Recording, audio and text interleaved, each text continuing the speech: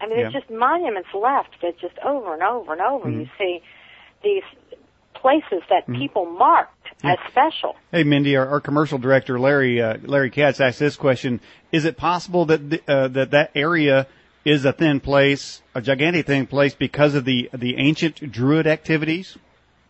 Oh, it was thin before the Druids. The Druids weren't that long ago. Druids were, the Druids were just pre-Christian, maybe. They were spooky. I mean, don't they walk? They have like these robes in their hat, and they're looking down so you can't see their face, and they're just running around. We don't know that. We know that they were holy men of the religion of the time, and holy men in organized religions have been spooky since. Well, didn't they basically invent half of the traditions of Halloween, though? With the bobbing of the apples and different other druid activities. They all about it.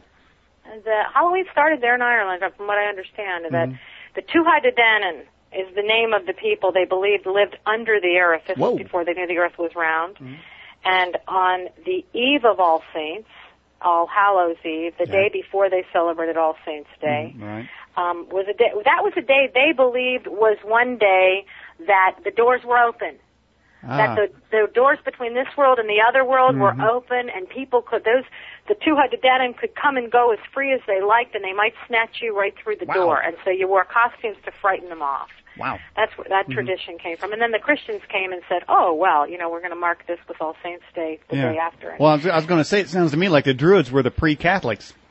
Well, absolutely. They absolutely were, because what St. Patrick did when he brought Christianity, and his people brought Christianity to Ireland, because he'd been enslaved there for so many years, he knew their traditions and knew their beliefs. So it was very easy for him to say, you worship the sun, and many gods. He was one that created the Celtic cross, allegedly, where he put the sun, which was the circle, on the cross, and just phased one into the other. So yes, that's why it came without violence. It took what they already believed and said, you're just looking at it in a different way, but it's the same spirit. All right, Mindie, I got to take a second here. Max wants me to wave to him. How you doing, Max, out there?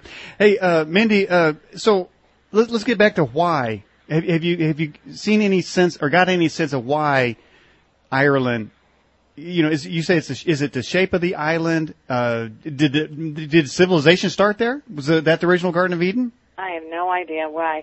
I don't know that anyone has even tried to figure that out. And there may be other places. Did you while you were there, Mindie, did you snag you a rock or some dirt in a can and then bring it back? I brought back a huge rock from the Rock of Cashel, an 80-pound rock in my suitcase. I probably shouldn't admit that, but have it in my garden. Are you kidding? I have so many rocks from Ireland. Then I won't tell you what we got from the Smoky Mountains, which says clearly do not pick the flowers.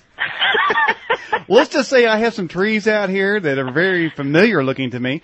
But no, since you have that rock, did you get anything? Did you bring anything back with you? I mean, more than just a rock? Oh, I don't think that the rocks were just symbols. What happened was a change in me. When I brought myself back, I was different. And that's touched a lot of people. I mean, I've written about this and written about it. I have a book coming out about it. And there's so much fascination with it. So, as people have much more power than symbols and things that they touch. I believe that. I don't think there's any special power in the rock that I have out there from Cashel, but every time I look at it, I feel something a little bit different. All right, but you don't say take that rock and rub it and make a wish, do you? No, I don't. I don't know, but sometimes I do. I mean, sometimes I hold the rocks that I have, and I remember where I was when I picked that rock up, and the experience comes back to me. So, maybe there is something to that. Jamie, you know what my next question is going to be for Mindie? Go back to our previous guest. What did I ask the previous guest? All right, I got to ask it to you, Mindie. Do you ever hug a rock? Oh, sure I do. Huh? I hug my trees and my rocks. How can you not? Wow, man! I had a tree hugger, and he's an unabashed tree hugger. And I told our first hour guest, Joseph Land, that I planted hundreds of trees, but I've never experienced the exciting joy of hugging one. And I don't know. I don't think I'll lose my soul if I do. But what about what's this? Somebody wrote in our live chat something about a Blarney stone. What's that all about? Do you know anything about that? Yeah, I do. I don't believe much about it at all. It's a tourist trap. Oh. It's tied to it's at the Blarney Castle, which is in County Cork, which is in the south of Ireland, and there was a man that lived there during the time Queen Elizabeth I that evidently she was the one that coined the phrase Blarney because he had the gift of eloquence.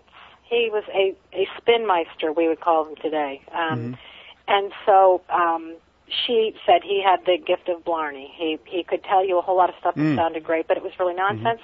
And his castle is in ruins today, and there's a stone that people have traditionally kissed so that they, too, could get that same gift that he had. Kiss the stone. Hey, by the way, Andy is running our chat here. He's got some links up there for those who are watching. We have Giant Causeway Pictures, Stonehenge, the Welsh Camelot, and Dragon on Rock near Dinas Bran. Have you ever heard of that, the Dragon on the Rock? I haven't, no. All right. Well, check with Andy, our technical director after the show. I've seen that. It's like a mountain, and it's sort of in the shape of a dragon. And where is it? Andy? I'll know in a second. Andy will tell me. All right. Now, Mindie, tell us another, say, Stonehenge type of place or thin place you know of. In Wales is Nevern, and it's in the south of Wales. It's a little town that has a church in it, St. Brennoc's, and it has a very ornate Celtic cross in it that was carried there probably from the north, like Scotland. It has a Pictish type swirls on it. This is very tall, too. It's probably 7 or 8 feet tall. But it also has a lot of yew trees, and yew trees were considered by the Druids and the pre-Christian Celts to be very sacred. Yep. And these yew trees, there's one that bleeds. It's called the bleeding yew tree. Wow. And I went to Nevern because on one trip it was on my list of places to go, but for the cross. I was supposed to photograph the Celtic cross that was there.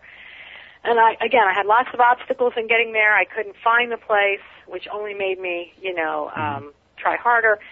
I got out. I found the cross. I photographed the cross. I had my folder with me of information that I'd been provided before the trip.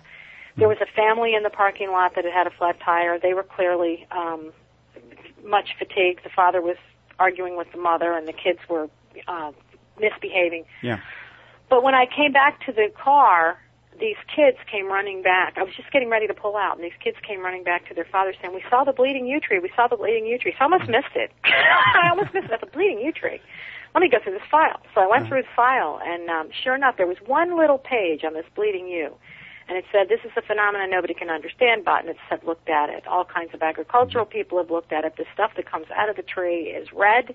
It stains the tree. It's not sap. It has the makeup of blood. It looks just like blood. It's not a fungus, or it would have killed the tree. They've ruled that all. It's a total unexplained deal. So I got out and I found the tree, and it really is true. I have pictures of that on the Thin Places website of that tree and the big red stain going down the side of it.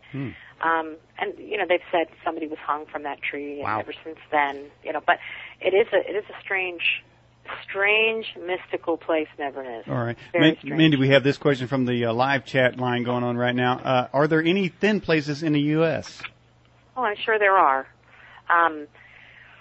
Like I said, my experience of them is not like it is in Ireland, but certainly I think Somerset County, Maryland is one, which is where we chose to live when we finally could make the choice of where to live. It's very, very wild here. And Well, tell me about that, because that's kind of what we were thinking about. You say you were wanting to find somewhere. Is that what? Place of resurrection, yes. That phrase was one that I heard from Dara Malloy, who lives on the Isle of Inishmore in west of Ireland. He says, "You'll find your place of resurrection, which will be a place where your spirit feels at home." And we, looked for that. And that Somerset County in Maryland is where we found it to be the closest set. My husband and I. Do you think that everyone has a place tailored to them? Absolutely. Absolutely. Interesting. Max says that Montana seems to be a thin place. Yeah, we did Montana. We went all across Montana. What a strikingly beautiful area that is. It is amazingly wild. It's and more controversial questions now. You wouldn't think that, say, that's where the Bigfoots go when they're